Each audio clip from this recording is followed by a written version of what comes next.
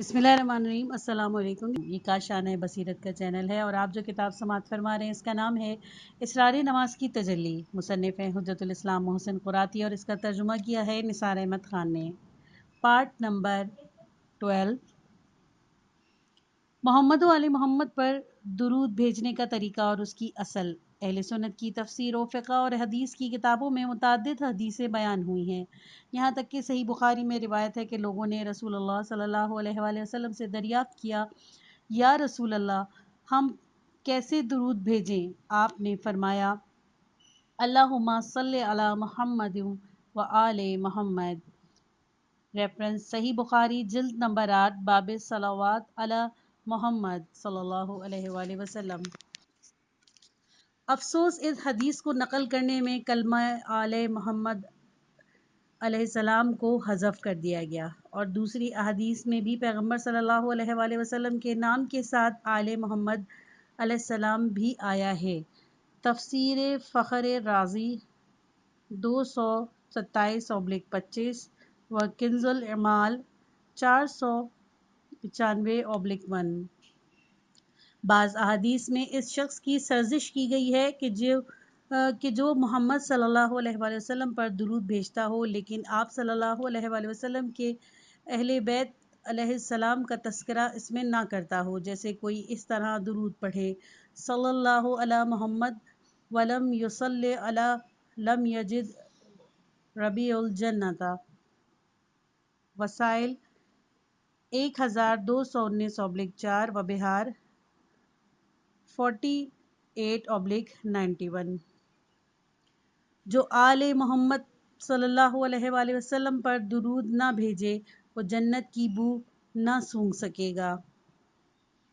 اور درود کی تشویق کے لیے محمد و آل محمد پر درود بھیجتا ہے، اہل بیت علیہ السلام بھی اس پر درود بھیجتے ہیں۔ ایسے ہی لوگوں کے لیے قرب شفاعت پیغمبر صلی اللہ علیہ وآلہ وسلم بیان ہوئی ہے۔ مثلاً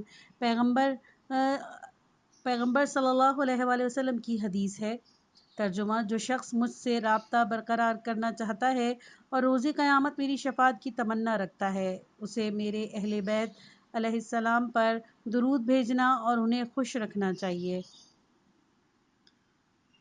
وسائل 1221/4۔ روایت میں ہے کہ امام باقر علیہ السلام نے ایک شخص کو کعبے سے لپٹے ہوئے دیکھا کہ وہ تنہا محمد صلی اللہ علیہ وآلہ وسلم پر صلوات بھیج رہا ہے، اہل بیت علیہ السلام پر نہیں۔ تو آپ علیہ السلام نے فرمایا کہ یہ ہم پر ظلم ہے۔ وسائل 1218/4۔ اور بعض روایت میں ایسی صلوات کو ابتر کہا گیا ہے۔ وسائل 1222/4۔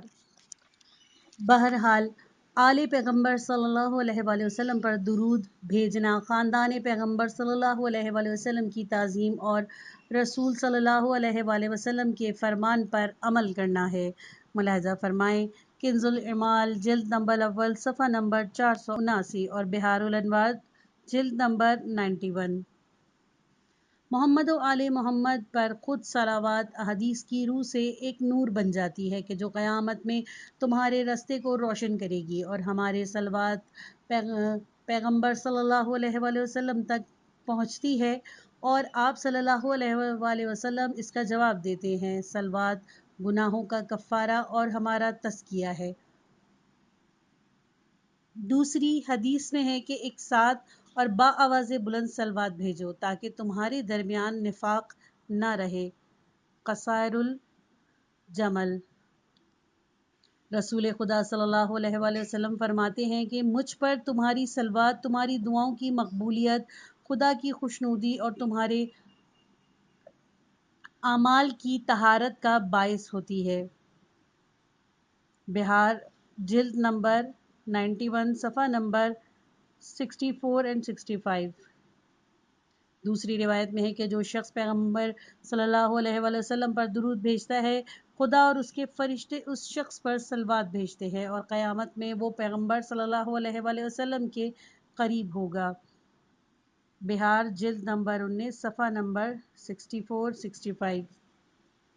جب صلوات کا اتنا ثواب ہے اور اس کی اہمیت کے لیے اتنا ہی کافی ہے کہ وہ نماز کے تشہد میں بھی شامل ہے، تو ہم بھی اس ثواب کو حاصل کرنے کے لیے صلوات کی تکرار کرتے ہیں۔ اللہم صلی علی محمد و آل محمد۔ سلام۔ اختتام نماز پر تشہد کے بعد 3 سلام ہیں۔ پہلا سلام رسول اللہ صلی اللہ علیہ وآلہ وسلم پر، دوسرا خود ہمارے اور خدا کے صالح بندوں پر، تیسرا سلام ملائک اور مومنین وغیرہ پر۔ سلام سلامتی اور خیر و برکت کی دعا ہے۔ سلام خدا کے ناموں میں سے ایک ہے۔ سورہ حشر آیت نمبر 22۔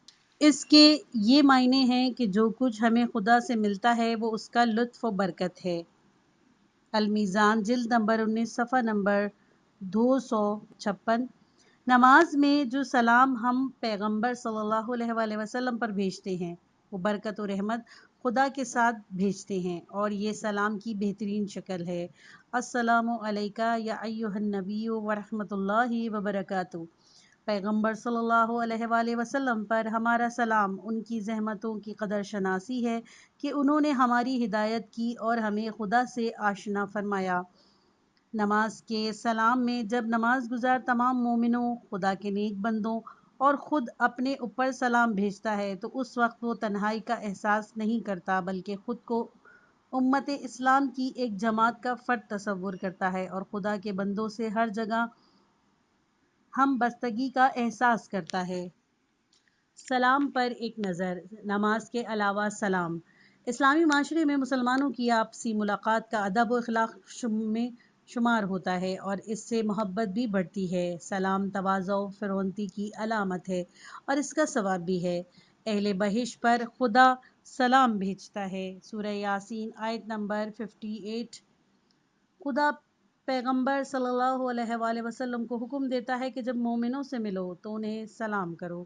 سورہ انعام آیت نمبر 54۔ فرشتے بھی راستگار لوگوں پر سلام بھیجتے ہیں۔ سورہ رعد آیت نمبر 24۔ اہل بہشت ملاقات کے دوران ایک دوسرے کو سلام کرتے ہیں۔ سورہ ابراہیم آیت نمبر 23۔ یہ تھے چند آیتوں کے ٹکڑے جن سے سلام کا تذکرہ تھا۔ روایت کی روح سے سلام اور اس کی کیفیت و پاداش کے بارے میں بہت سے زیادہ احادیث بیان ہوئی ہیں جن کو حدیثوں کی کتابوں سے ملاحظہ کیا جا سکتا ہے۔ ہم یہاں ان حدیث کے نمونے پیش کرتے پر اکتفا کرتے ہیں کہ جو سلام کے نکات پر حاوی ہیں۔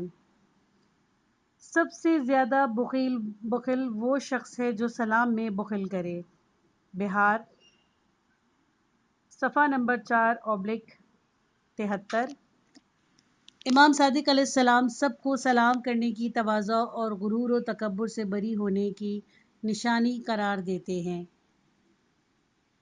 بہار جلد نمبر 83 صفحہ نمبر 3۔ کبھی سلام کے ذریعے سلام کی تشویق دلائی جاتی ہے، اور سلام نہ کرنا ایک قسم کی توبیخ ہے اور نہیں از منکر شمار ہوتا ہے۔ پیغمبر صلی اللہ علیہ وآلہ وسلم فرماتے ہیں کہ مست، مجسمہ ساز اور قمار باز وغیرہ کو سلام نہ کرو۔ بہار 8/73۔ حدیث میں ہے لطف خدا اور اخلاق پیغمبر صلی اللہ علیہ وآلہ وسلم سے وہ شخص زیادہ قریب ہے کہ جو سلام میں پہل کرتا ہے۔ بہار 12/73۔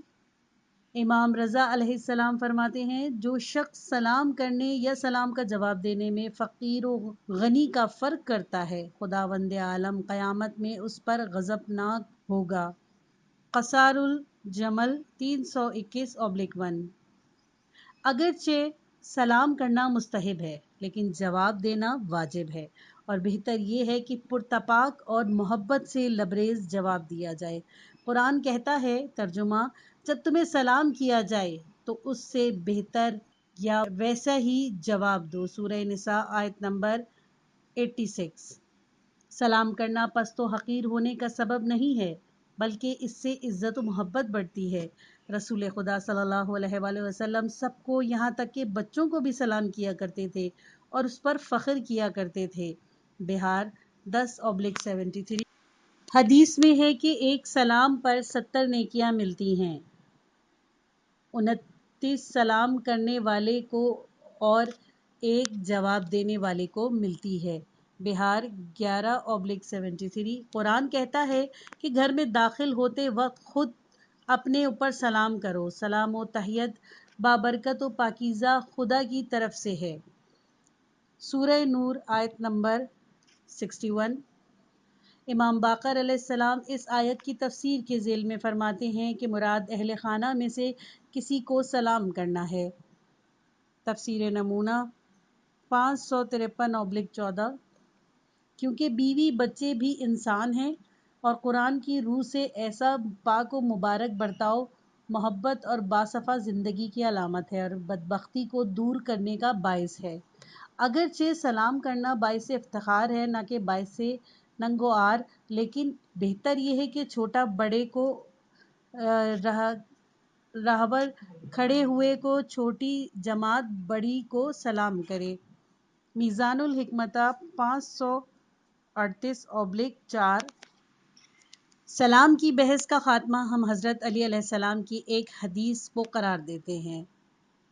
فرماتے ہیں رسول خدا صلی اللہ علیہ وآلہ وسلم عورتوں اور مردوں کو سلام کیا کرتے تھے، لیکن حضرت علی علیہ السلام جوان عورتوں کو سلام نہیں کرتے تھے اور فرمایا کرتے تھے کہ میں ڈرتا ہوں کہ کہیں ان کا نرم جواب میرے اوپر اثر انداز نہ ہو جائے اور سلام کی پاداش سے قبل وسوسے میں گرفتار ہو جاؤں۔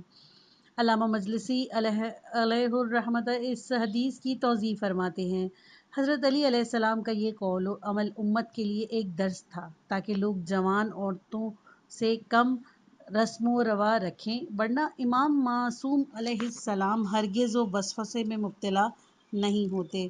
بہار 335/40۔ تعقیبات اور نوافل۔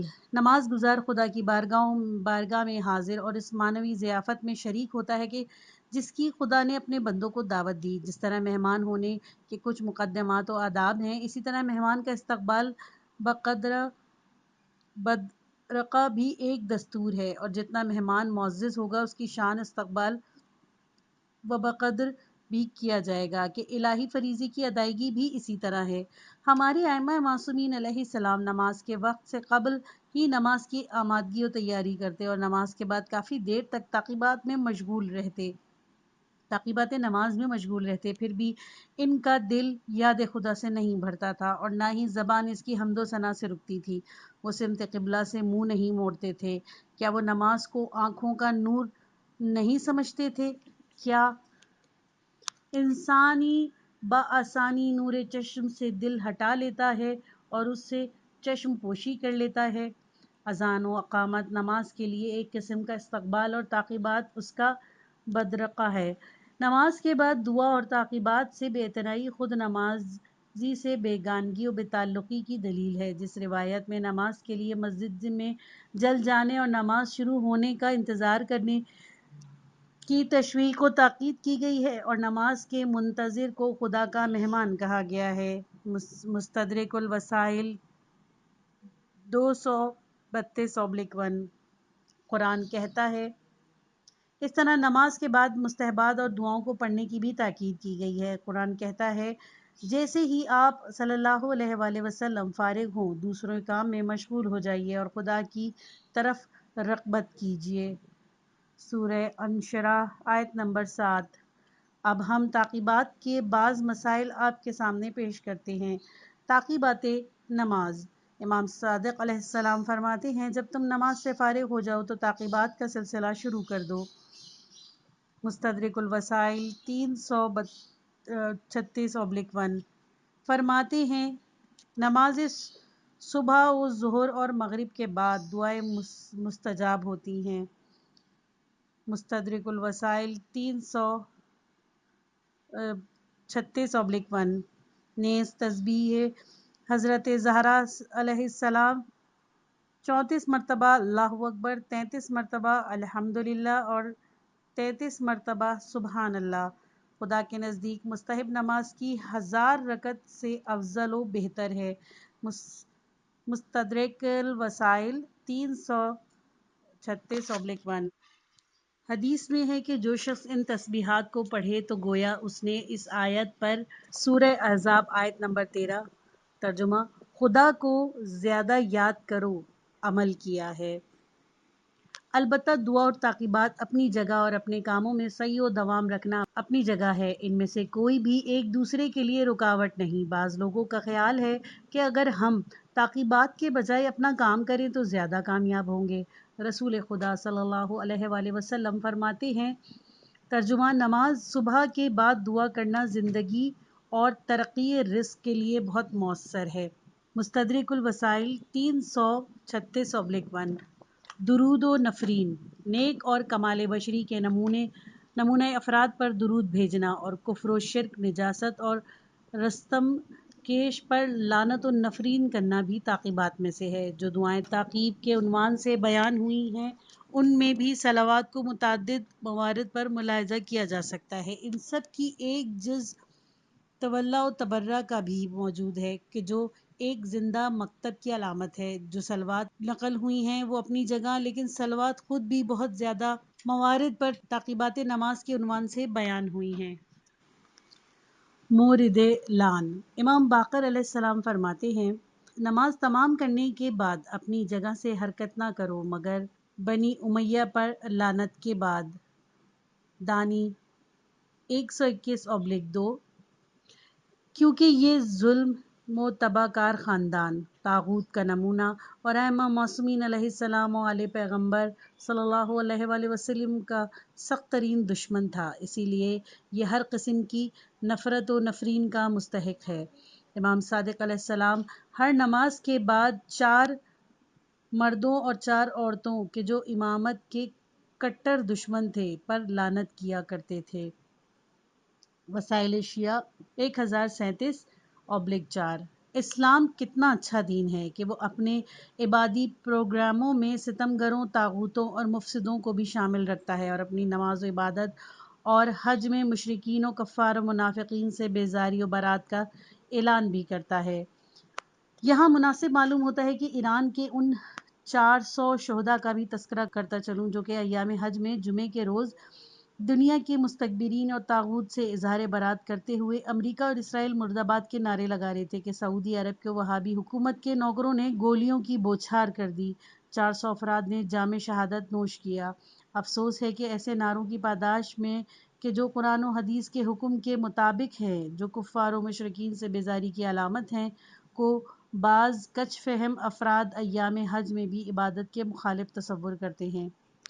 پس تعقیبات نماز میں دشمن خدا اور اس کے نمائندوں کے مخالفوں پر لعنت کرنا بھی تسبیح حضرت زہرا صلوات علیہ تعقیبات نماز میں حضرت زہرا علیہ السلام کی تسبیح بھی ہے، یعنی 34 مرتبہ اللہ اکبر، 33 مرتبہ الحمدللہ اور 33 مرتبہ سبحان اللہ۔ بس ہر نماز سے فارغ ہونے کے بعد کہ جس کو رسول خدا صلی اللہ علیہ وآلہ وسلم نے اپنے پارہ جگر فاطمہ سلام اللہ علیہ کو تعلیم دی تھی، اس کے پڑھنے کی بہت تاکید کی گئی ہے اور اس کا ثواب بہت بیان کیا گیا ہے۔ امام باقر علیہ السلام فرماتے ہیں اگر تسبیحات حضرت زہرا سلام اللہ علیہ سے بہتر کوئی ستائش ہوتی تو رسول خدا صلی اللہ علیہ وآلہ وسلم اس کی تعلیم فاطمہ علیہ السلام کو ضرور دیتے۔ وسائل 1024/4 متعدد روایت میں خاک شفا کی 34 دانوں والی تسبیح اپنے پاس رکھنے کی تاکید کی گئی ہے اور اس پر تسبیح پڑھنے کا زیادہ ثواب بیان کیا گیا ہے۔ اس کو بغیر ذکر گھمانے میں بھی ثواب ہے۔ جواہر 405/10 تربت حسین علیہ السلام خاک شفا کربلا کی جنگ کی یاد دلانے والی اور تہذیب شہادت کو زندہ رکھنے والی ہے اور خدا کے نمائندوں سے انسان کی محبت کو زیادہ کرتی ہے اور وہ ان کے ہمراہ جہاد، شہادت و ایثار اور سید الشہداء علیہ السلام سے عقیدت رکھنے کے جذبے کو حیات بخشتی ہے اور ظالموں سے انتقام کے جذبے میں اضافہ کرتی ہے۔ حضرت زہرا سلام اللہ علیہ کی تسبیحات جس تربیت سے بیان کی گئی ہیں، اس تربیت سے اہل سنت کی کتابوں میں بھی مرقوم ہے۔ صحیح مسلم 418/1 صحیح بخاری 110/1 سنن ابن جامہ 299/1 بحث تعقیبات نماز حضرت زہرا کی، لیکن کسی نے بھی یہ نہیں لکھا کہ ان تسبیحات کو تسبیح زہرا کہتے ہیں۔ سجدہ شکر حق تعالیٰ کی نعمتوں کا شکر ادا کرنا معرفت و عطاعت اور بندگی کی علامت ہے، اور آیات و روایات میں نعمتوں کا شکر ادا کرنے کی بھی بہت تاکید کی گئی ہے، اور نعمتوں کی یاد انسان کو خدا کا محبوب بناتی ہے اور اس کی نعمتوں کو دائمی اور دو چند کر دیتی ہے۔ سورہ ابراہیم آیت نمبر 5۔ اگرچہ اس کی نعمتوں کا شکر انسان کی طاقت سے باہر ہے، لیکن جہاں تک ہو سکے انسان کو اس کی نعمت و احسان کا شکر گزار ہونا چاہیے۔ شکر کی ایک شکل سجدہ ہے، اور وہ خدا کے سامنے پیشانی کو زمین پر رکھ کر شکرن شکرن کہنا ہے۔ سجدہ شکر تعقیبات نماز میں شمار ہوتا ہے۔ بہار 83 بیروت صفحہ نمبر 194۔ اس کتاب میں تقریباً 87 روایتیں ہیں اور 38 آیتیں سجدہ شکر کے متعلق ہیں۔ علامہ مجلسی علیہ الرحمت نے بہار کی 83 جلد میں آخری کے چند صفحے چھوڑ کر تعقیبات نماز سے متعلق روایتیں جمع کی ہیں، اور سجدہ شکر سے متعلق ائمہ معصومین سے 63 حدیث نقل کی ہیں۔ نماز کے بعد سجدہ شکر کرنا نماز پڑھنے کی توفیق کا شکرانہ ہے۔ بہار 83 جلد صفحہ نمبر 200۔ سجدہ شکر میں 3 مرتبہ شکر اللہ کہنا کافی ہے، لیکن حدیث میں ہے کہ اگر انسان ایک سانس میں یا ربی کہے تو خداوند عالم کہتا ہے لبیک ما حاجتک، بتا تیری حاجت کیا ہے تاکہ اسے میں پورا کروں۔ امام صادق علیہ السلام فرماتے ہیں نماز کے بعد سجدہ شکر کرنا نماز کے کامل اور رضائے خدا کے اور فرشتوں کے خوش ہونے کی دلیل ہے۔ خداوند عالم فرشتوں سے بار بار پوچھتا ہے کہ اس بندے کے شکر کی جزا کیا ہے۔ فرشتے کہتے ہیں تیری رحمت، بہشت، اس کی مشکل کشائی، لیکن فرشتے جتنی چیزیں بھی کہتے ہیں وہ کسی کا جواب نہیں سنتے، تو بارگاہ خدا میں عرض کرتے ہیں معبود ہمیں نہیں معلوم اس سجدے کی جزا کیا ہے۔ خداوند فرماتا ہے کہ جس طرح اس نے میرا شکر ادا کیا اسی طرح میں بھی اس کا شکر ادا کرتا ہوں، اور اس جملے سے فرشتوں کو یہ بات برابر کراتا ہے کہ میرا شکر اور خوشنودی، میری مشکل کشائی جنت و رحمت سے بالاتر ہیں۔ وسائل 1071/4۔ حدیث میں ہے کہ خداوند عالم نے حضرت موسیٰ علیہ السلام سے فرمایا میں نے تمہیں اس لیے مابعوث برسالت کیا کہ تم نماز کے بعد سجدہ شکر ادا کرتے تھے۔ بہار 200/83۔ مستحب نمازیں اور نوافل واجب نمازوں کے علاوہ دوسری نمازیں بھی ہیں کہ جن کا بجا لانا مستحب اور بہت ثواب رکھتا ہے۔ چونکہ یہ نمازیں واجب نمازوں پر اضافہ ہیں، اسی لیے ان کو نافلہ و نوافل کہتے ہیں، یعنی زائد و افزا۔ واجب نمازوں کے ساتھ 34 رکعت مستحب نمازیں اس طرح ہیں۔ نمبر 1 صبح کی نافلہ نماز صبح سے پہلے 2 رکعت۔ نمبر 2 ظہر کی نافلہ نماز ظہر سے پہلے 8 رکعت۔ نمبر 3 عصر کی نافلہ نماز عصر سے پہلے 8 رکعت۔ نمبر 4 مغرب کی نافلہ نماز مغرب کے بعد 4 رکعت۔ اور نمبر 5 عشاء کی نافلہ نماز عشاء کے بعد بیٹھ کر 2 رکعت۔ نمبر 6 شب کی نافلہ اذان صبح سے قبل 11 رکعت۔ ان میں سے پہلی 8 رکعتوں کو نماز شب، 2 رکعتوں کو نماز شفع اور آخری 1 رکعت کو وتر کہتے ہیں۔ بہار 84۔ یہ پوری جلد مستحب نمازوں سے مخصوص ہے اور سینکڑوں احادیث منقول ہیں۔ حدیث میں ہے کہ نافلہ نمازوں کی مثال ہدیہ کی سی ہے، ہر حالت میں قبول کر لی جاتی ہے۔ قصار الجمل جلد نمبر 2۔ مستحبی نمازوں کے بجا لانے کی تاکید و تشویق کے ہمراہ انہیں عشق و محبت کے ساتھ ادا کرنا چاہیے اور انہیں اپنے اوپر جبری چیز نہ سمجھنا چاہیے۔ کوشش کریں کہ ان کی ابتدا رضا و رغبت اور روح و قلب کے میلان کے ساتھ ہو، اور اسی وقت بجا لانے میں مشغول ہونا چاہیے۔ امام رضا علیہ السلام فرماتے ہیں کبھی دل اس کی بجا آوری کے لیے تیار ہوتے ہیں اور کبھی نہیں. عبادت کو اس وقت بجا لاؤ جب دل آمادہ ہوں. قصار البحار جلد نمبر 83 صفحہ نمبر 38.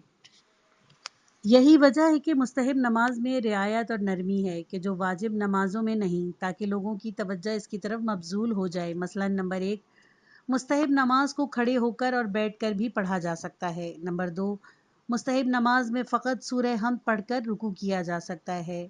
نمبر 3، مستحب نماز کی رکعت اول و دوم کے درمیان شک سے نماز باطل نہیں ہوتی اور نماز دونوں میں سے کسی رکعت پر بھی بنا رکھ سکتا ہے.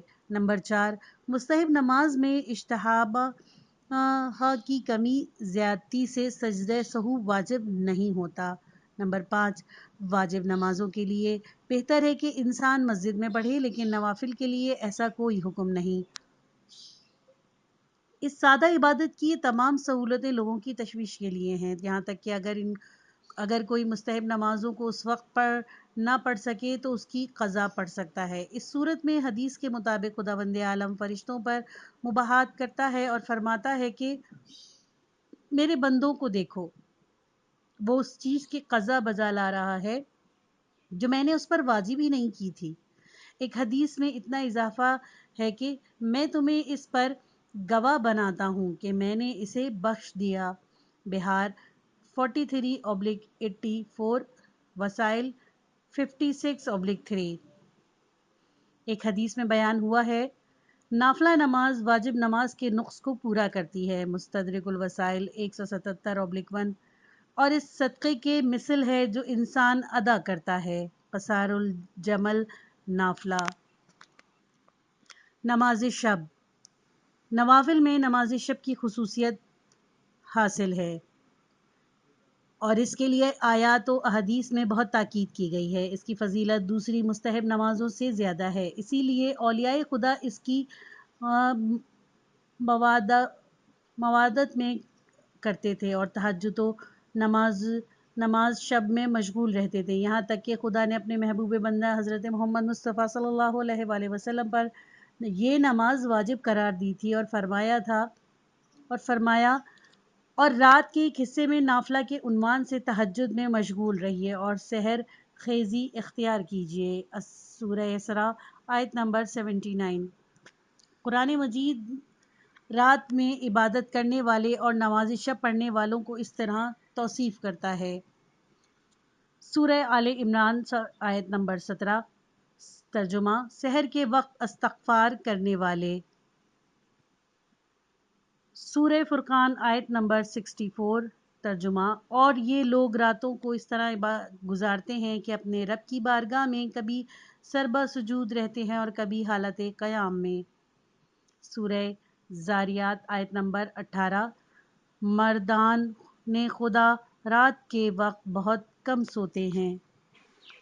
دوسری آیت میں ہے اللہ والے سحر کے وقت عبادت اور نماز شب کی انجام دہی کے لیے گرم بستروں کو چھوڑ دیتے ہیں اور نماز شب میں مشغول ہو جاتے ہیں. ان کی جزا بہشت اور حور عینوں کے علاوہ وہ چیز ہیں جو خدا نے ان کے لیے مہیا کی ہیں، جو ان کی آنکھ کی روشنی کا باعث ہیں. سورہ سجدہ آیت نمبر 17. اسی لیے تمام انبیاء علیہ السلام نماز شب پڑھتے تھے.